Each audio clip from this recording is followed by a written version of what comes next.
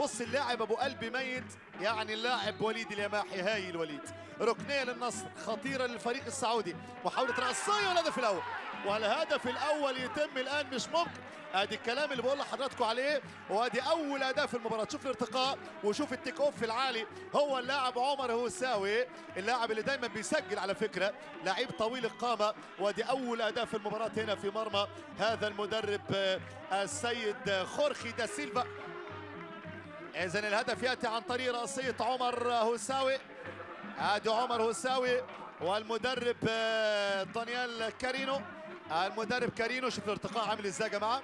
شوف فين سنجاهور هنا، فين سنجاهور؟ المفروض سنجاهور هو اطول واحد بقى هنا في الكره ديت، لكن برضه الحقيقه وقفه سنجاهور مش واقف مع المان.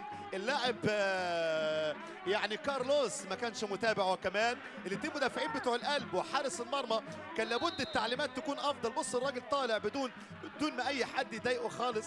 اللاعب عمر هوساوي يسجل في مرمى